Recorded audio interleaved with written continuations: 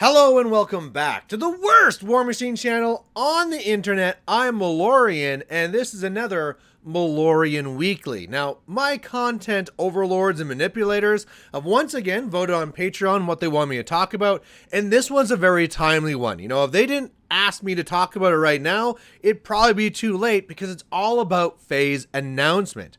Now, for those who don't know, Faye, one of the developers over there, Privateer Press, has hinted at and spoiled a major announcement coming out here that's supposed to be the biggest change in Warmachine since Mark III, basically. So this is going to be crazy, and there's a lot of talk right now of like, what is this going to be? Is it going to be this? Is it going to be this? A lot of wish listing of like, whoa, wouldn't this be cool?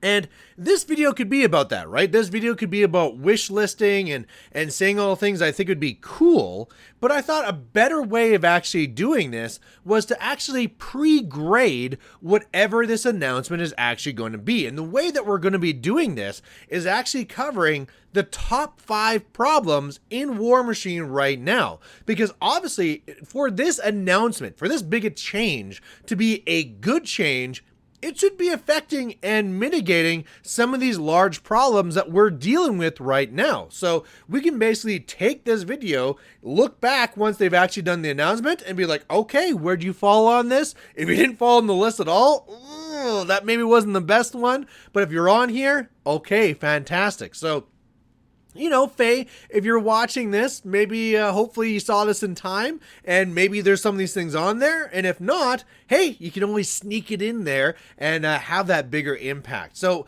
before we really jump into the list here, let's make sure that we really define what am I saying is a problem, right? When I'm going to be going through this list, you know, 5 to 1, each one being more impactful, how am I actually defining this as being a real problem? And to me, it is something that is holding back Warmachine from being successful.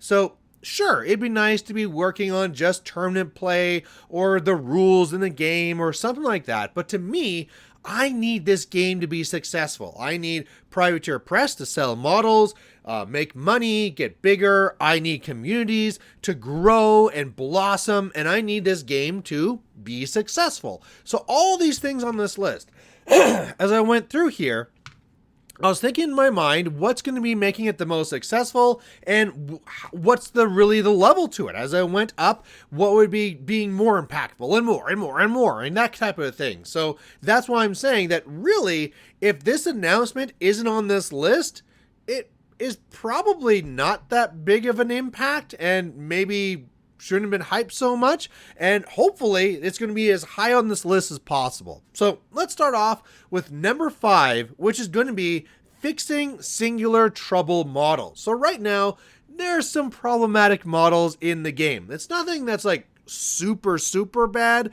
right? It's not like the entire format is completely dominated by these couple of models, but there are definitely some models that are severely undercosted. Looking at you, Archons and Gaspy for Affixus the Sanctified.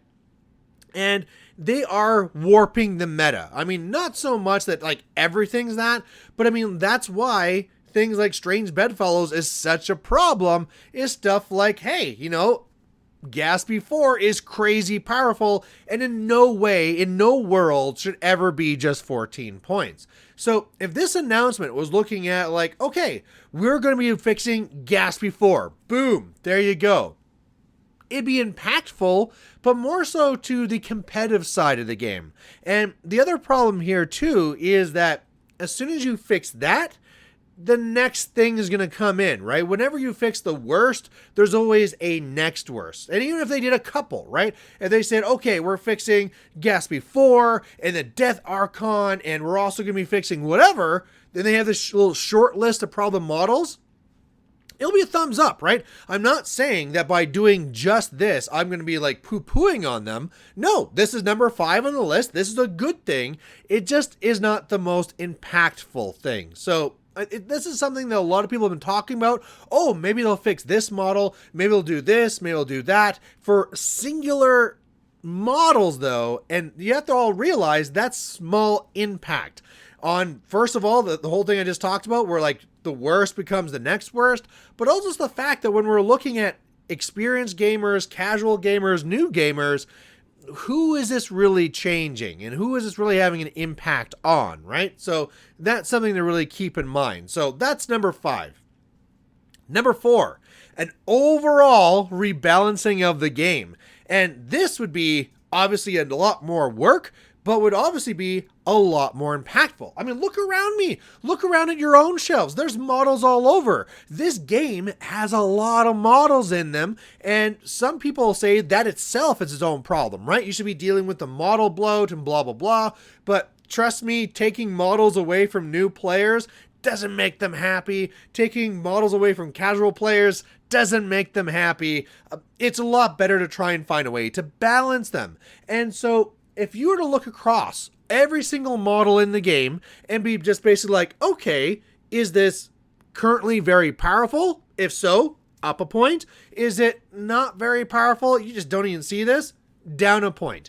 And I know this is a lot of work. There's a lot of choices, but in theory, Privateer Press has their ear to the ground, and like, you know, they've been watching what's going on here, and they should be able to, at a glance, be like, oh, let's take a random model. Oh, my good old trencher chain gun. Do you ever see this? Ever? No? Down a point. Oh, let's grab another thing, like here. Oh, okay, the trench buster. This one has some play, not really a lot. You know what? We'll leave that one as is. Or whatever, right? Just something like that. That's a quick glance over. Hey, let's get everyone into the war room. Today, in a singular day, you could go over every single model and just decide if it's going one up and one down. And this would obviously have a larger impact because it's not just a few small models. It's obviously the full range, but also think of the players this is going to affect. Your casual players that are like, man, you know, like I have all this stuff. I've been sitting on these cool models, but I never get to really use them because they're just too many points now. It's never going to be finding its way into a CID. Do I just throw these into the garbage? And now they're like, oh, wow, this is now doing stuff for your tournament players. The whole tournament scene is changing up for you. That's super impactful. Even new players coming in, because for new players, a lot of times they'll come into this by going through the second market, and which is really buying these other models that other people don't want, and having these being more competitive really helps those new players. So overall, I know I'm asking for a lot. This is a full day for you to do this, but it would be a massive impact, and that's why this comes at as number 4. All right, so we've already talked about changing the problem models, changing every model. Where do we go from now? What would be even more impactful than this? Well, number 3 on my list is really linked with the last one, but it's something that's severely missing currently in Warmachine, and that is a system of continuous review. And that's why we're getting to the spot that we are in right now, right? Why do we have all these models where, you know, some of them are overcosted and undercosted? Well, it's because we have so many, we don't really update them. We have CIDs that go through, and you can kind of hope that maybe your faction's even the lucky one that gets a CID, and then hope that the net that they cast is actually capturing some of the models that you're going to capture. But it kind of seems like they're kind of changing where the power balance of the game is. That's natural. That's going to be happening. But that means that the older models that aren't being touched fall behind. And so we just talked about on number 4, look across everything and fix it. Well, number 3 is setting this up as a system. I've talked about this before. They do it in other games, and just like, you know, like twice a year, we're just going to look across every single model. We're going to be seeing which ones are seeing play, which ones aren't, and points up or points down based on what we're seeing. Really fast, really easy. And again, like the last one we were talking about, this seemed like big impact, but literally, if all Privateer Press did, their dev team is like, made no new models, didn't go and develop anything new, but twice per year. Twice, you know, you get together on June, on December for one day, and you look at every model in the game and decide, is this being taken a lot? Oh boy, it is. points up. Oh, it's not, points down. And this here would be not only all the bonuses and all the benefit that we saw from number 4, which is a one-time go, but it's also now having a system in place that players can feel safer that their purchases are going to be validated, right? If I have something that's on here that's currently not that great, I know with these point adjustments, eventually this will be competitive, right? If nobody plays it, point down, point down, point down. Hey, all of a sudden it's worth going, right? We talked about that trencher chain gun. I think it's like 5 points now or something. If this thing went down to 2 points, yeah, sure, throw it in. And all of a sudden these things that I've considered, should I just throw in the garbage? Should I give them away to new players? And even then, that'd be like a curse onto a new player. Should I just make like a diorama with them? No, these are all things that people can believe in, that they're going to be changing. And as well, it's not just validating purchases. It is something where typically whenever you have like a CID or a big mix-up like that, it really changes the meta. We see this in other games with things like, Magic the Gathering, when they have their standard rotation. Boom! That changes everything, and it's such a huge thing for the game. We're like, who knows what you're going to be seeing now as everything changes. Like I talked about X-Wing, right? In X-Wing, twice a year when these things happen. Boy, how is this going to be changing now as all these different things went up and down, and what's now the new right thing to do? Looking forward to this and the idea that the system is in place, you can be building towards it, right? Before that last big update, all right, one big final like tournament to say who's going to be the winner for this like 6 months, what do we going to call it, term, and then boom, starting off again. Who knows what we're going to be seeing next? This sort of energy really gets people into the game and staying in the game, because it's not like, okay, I'm going to build up and I did well here. Okay, now I'm bored. I'm moving on. No, there's always new challenges and things are always changing. And Privateer Press, this means that you're always selling more models as people are like, oh, what's that? Regular long gunners are good now? Let's buy them up, right? It gives them a reason not to buy whatever the current new models are. It wants them to go back to all your old stock that you have anyway. So really good for you, really good for the players. And it feels cheaty because it's also just like number 4, but keep doing it. But hey, continuous systems are really important and you should be doing them. All right. Let's go on to number 2, which is going to be more so now looking at our newer gamers and saying we need a new and better entry-level product. This is a huge problem. When I was looking at all these things here for, rebalancing models and systems of improvement, still one of the largest issues right now is that there's not a good entry-level product for your gamers, for your new players coming into the game. Sure, you could get like these little battle boxes that has like a caster and 2 jacks. Who the hell plays that? That doesn't get you ready for anything. You're really hoping that you like this caster, I guess, or like those jacks. Otherwise, as you finally learn the game and move on, you have to go and replace them anyway. I mean, you're not even learning the game the way it's supposed to be played, right? Who actually plays something where it's like a 0-point game with a caster and a couple of jacks? And if you did play that, how would you think that this game was played? Not the way that it normally is, right? Look at a tournament game right now. What do you see? Well, you see all these powerful solos and stuff like that, right? What do you see in these starter box games? Nothing like that. You are selling a lie. So not only are you giving something which is so insignificant to what they need to do to actually play the game, but it's also then selling them on a lie of what they should even be expecting after, right? You see these players where they play like this 0-point game, like, okay, like I got my couple of robots, we're gonna fight. It's like, wait a second, wait, now there's units and there's these battle engines and there's an Archon? What the hell is going on here? And their mind is blown. It's like, yeah, this is ridiculous. I'm gonna go back and play whatever else because this is crazy. So what you really need then is another product which is more realistic, right? Something like before you had like those, I think they're like 35 or 50 point boxes Those are fantastic. They came with a couple of jacks, they came with a unit or two, they came with a solo, just something that was like, yeah, this is like a general mixed army and you're good to go. Make those again. Make something where it's like the 2-player boxes we talked about, where like you and your friend can go and like go in on a box and you got a pretty good one you can play, or double up, buy 2 of those, and yeah, now we're really good to go, right? Have these things in mind. Brawl Machines taking over. Look at these things and make them so that they're like Brawl Machine size. 25 points. Fantastic. Start making your products so they're 25 points-ish and they can grab them and be good to go. You're already doing something like this. I've been talking about this. You have these stupid mystery boxes you do, which is a good idea for what you're doing as a company, but would be even better if you did them as these starter products. So right now, you're kind of left in this spot where like, let's talk about those mystery boxes.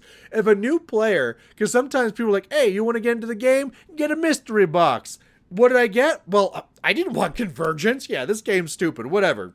I'm out of here. Yeah, you know what? It turns out now that you can actually go in there and request what faction you want, but you didn't make that clear before. A lot of new players learned this only too late. What if this was your starter product? What if this is a box? It doesn't say mystery box, but said starter box. And on the site, you pick what faction it is, and then boom, they send you this 25-point-ish list for that faction, and you're good to go. Again, we're asking a little bit more of you because your website would have to be set up so you can be putting in there directly what faction you want, but it's actually going to be then helping out your new players, and it's forcing you to spend a little bit more time of what goes into this box so that you're mentally thinking about what a 25-point army would be, but then you have a starter product for your users, and you're also working down whatever's extra in your inventory and your warehouse at the same time. Win-win. This is a major problem here. It almost went actually up to number 1. I was kind of like back and forth when I was thinking about this, but this is a huge one. You really, really need to do this because right now we don't really have a good way of getting new players into the game. And what do? They either get a mystery box and then get disappointed when it's not the faction that they wanted, or they go to the secondhand market, they buy a lot of models which are old and crappy and not being taken care of. So again, if you do multiple things on this list, hooray, you kind of fix the different issues. I'm assuming you're just going to be doing one, but yeah, there's a real problem here. You need to fix this ASAP. Number 1. We are on to what I feel is the number 1 thing. Where Faye does this and Warmachine changes to this, I think it'll have the biggest positive benefit to the game by far. And that is a dedicated focus to lower point games. Now, this is not just Brawl Machine, right? We talked about some Brawl Machine and stuff like that, but the current community and feeling that 75 points is where it's at is a major problem for our game. And the reason why that is that massive barrier to new players.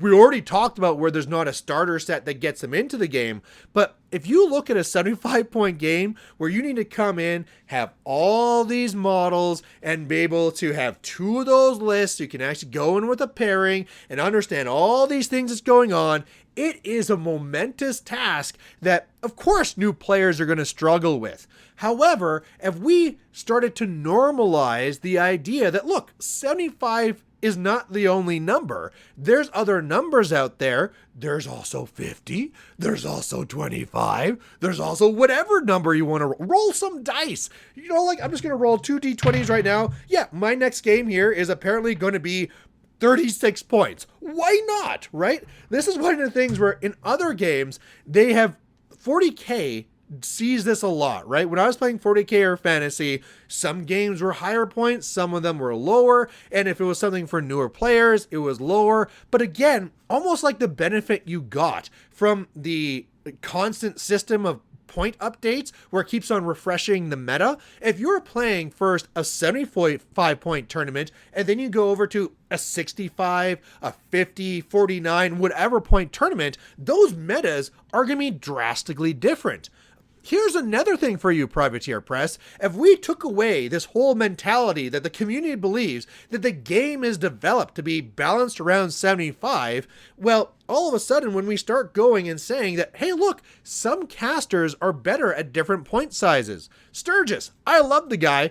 Not that great at 75, amazing at 25, right? And all of a sudden, if we're starting to balance these things, now we can start saying like, oh, if people are playing at different point sizes, something might be okay at other spots. Maybe I don't need to be fixing this model because it's seeing play at this point size. So we're actually just by opening up the door, because you don't want to invest the 2 days per year trying to rebalance things. Hey, now because I'm pushing that the game should be played at other points, hey, now that's great. Now this is kind of doing our work for us in a way. Now, that's a broad one. This is number one. You probably want some more meat to this. How is Privateer Press actually going to go and encourage lower points and diversifying points? First of all, it'd be really good if they just came out and said, look, we don't balance the game for 75. We balance the game for we play it at 25, 50, and 75 and try and find something that works good at all these. All of a sudden, the players would be like, wait, you play test these at 25, 50, and 75? We're not supposed to only be playing at 75? Oh, you almost feel validated as a player that, wait, this game is meant to be played at these other things? Wow, okay. So now that idea, that theology that's out there, that this is meant to be 75 and is balanced around 75, can just disappear in one little insider that explains how you do that in the background. And if you're not doing that currently, maybe you could start doing that. As well, you could be putting out a format and an incentive league that actually talks about these things, right? Maybe when you go and you're going to be re-kicking off your Iron Gauntlet and your point systems for winning these big awards at the end of the year, well, maybe these things come from different size point games. Maybe your points that you get at the end is not just for like, okay, give me your top points from all your 75s. What we're going to be looking at when we're looking at who is having the highest points and who's going to be invited to this Iron Gauntlet is going to be whoever has the highest average points between their 25 events, 50-point events, and 75-point events. You are literally now forcing them and the community to be hosting these different size point events so that people be getting points and going here and doing it. And I've talked about this before. Maybe now the actual format when you play it is not 3 games of 75. First game 25, second game 50 points, last game 75. You literally in the tournament play all 3 of the different types, and that's a real test. Like, all right, let's see what you got. You got to be great at all these different point levels, which is important because that's where Privateer Press is balancing these things. Now, again, why is this number one? Why is this so important? Is because it's going to affect new players, right? New players can be like, oh, well, I'm not ready for 75. That's great. You know, we're running this 25-point tournament. Once you feel comfortable at 25, well, why don't you buy some more models and play in the 50? Oh, you're good at the 50-point tournaments? Great. Now you can be playing in the 75. And don't stop playing the other ones. It just means you can be going into more and more events. But it means that you don't need to have like this set, like, oh, only if there's like this Brawl Machine group, which is almost kind of like cutting the group in half, right? Right now, I'm kind of seeing the community where there's like the Brawl Machine people and the 75-point people. Let's bring them together. Let's normalize this. Let's just say that we play at different point levels. It's encouraging that new player to go up and do these things. And for the experienced player, again, the mental thought of like, well, wait a second, how many points is this? Because that's going to vastly change what's going to be good at this level, right? What's going to be good at 25 isn't the same at 50 as it is at 25. So even as a competitive player, this is really going to be helping me as well. So that's why this is my number one. And the thing is, like, where some of these other things, they'd be taking different levels of impact. This last one would be dead easy. You basically just make the statement, right? It's up to the community to follow suit. You just have to just say it. You just have to just do an insider saying, by the way, this is how Iron Gauntlets are going now. This is how we're changing the point systems. We're encouraging you to be playing at 25, 50, and 75 or anything else actually in between because we actually balance across all point levels. Go. that changes the entire community massively. So there you go. There's my top 5. Maybe you agree, maybe you disagree, but when it comes to this announcement coming from Faye, this is what we should be looking at. We should be looking at, what does Warmachine actually need to be successful? And does this actually address those things? If this comes out and is like, hey, there's a Kickstarter for a new art book, get out of here. You're wasting my time, right? We need something. We need a direction right now, which is going to be helping us grow this game. So Faye, please, hopefully it was something on this list. If it wasn't, you still have time to change it. Remember some of those things I said on there, you could just quickly do, right? That one day rebalance everything, you could do that. Call in the group, order in pizza, make it happen. These things are all possible, and you can just do these things if you have the willpower to do it. So there you go. If you have any other thoughts, please post them down below. Again, a massive thank you to my patrons who make this possible. I have my overlords, Darrell and David. I have my manipulators, Adrian, Dorian, Jordan, Kieran, and Sloth Monarchy. All you guys are great. Thank you so much. And otherwise, we'll catch you later. Bye.